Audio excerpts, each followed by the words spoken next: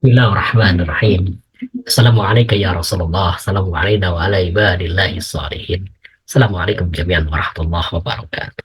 Kita kembali lagi untuk membacakan buku Tauhid al-Mufadhal, mengurai tanda kebesaran Allah Subhanahu wa taala, buku yang disandarkan kepada Imam Ja'far As-Shadiq.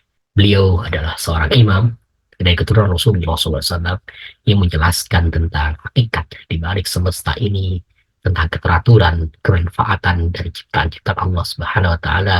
Dengan demikian, Imam Ja'far As-Shadiq meneguhkan dengan kata-kata yang dituliskan oleh Mufadal Al-Bin Ju'fi ini, meneguhkan bahwa sesungguhnya di balik semesta ini, di balik kedahsyatan diri kita, bahwa ada sang pencipta, yaitu Allah Subhanahu wa taala.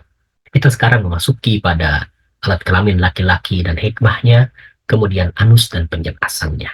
Kalau alat kelamin laki-laki itu lemas, bagaimana ia dapat sampai ke kantung rahim untuk mencurahkan sperma?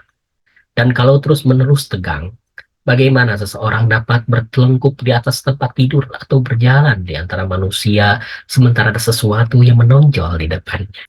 Kemudian, dengan pandangan buruk, hal itu akan menggerakkan syahwat laki-laki dan perempuan di setiap saat.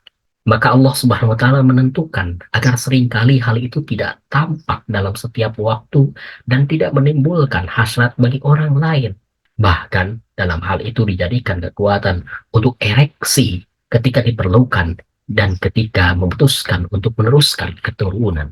Di sini kita mendapatkan pengetahuan bahwa alat kelamin laki-laki dan hikmahnya itu, satu, kenapa dia melemas kemudian menegang, karena memang ada tujuan-tujuan. Satu di antaranya kalau menegang kemudian untuk memasukkan ke dalam dan kemudian mencurahkan sperma. Kalau misalkan lemas tidak bisa mencurahkan sperma, kemudian kenapa melemas? Kalau misalkan menegang terus maka tidak bisa tiduran terlengkup atau jalannya pun tidak nyaman begitu ya. Nah, terus nanti membuat orang lawan jenis menjadi tergerak syahwatnya begitu ya.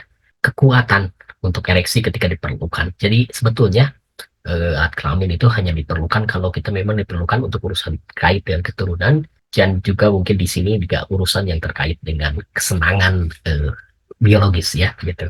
Meneruskan keturunan, kesenangan biologis adalah sesuatu yang sifatnya alamiah, yang natural, yang ada pada diri manusia. Tetapi kemudian karena faktor faktor dan lain hal, kemudian ada juga yang orientasinya tidak pada lawan jenis, tapi yang sesama jenis. Nah, itu sesuatu yang perlu kita kaji mendalam. Mungkin itu kita anggap sementara untuk sebagai penyakit dulu ya. Kita masuk kepada anus dan penjelasannya.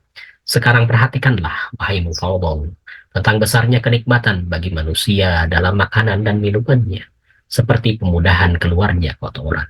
Bukankah merupakan perencanaan yang baik dalam membangun rumah untuk menempatkan kakus di tempat yang paling tersembunyi? Demikian pula Allah Subhanahu wa taala jadikan lubang yang disediakan untuk keluarkan kotoran manusia pada tempat yang paling tersembunyi.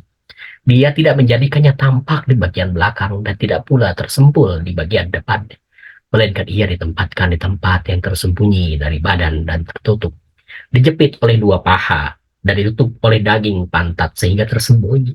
Jika manusia ingin membuang hajat dan jongkok, maka lubang itu akan terbuka, siap untuk mengeluarkan kotoran. Maha suci yang tampak karunia-Nya dan tidak terhitung kenikmatannya.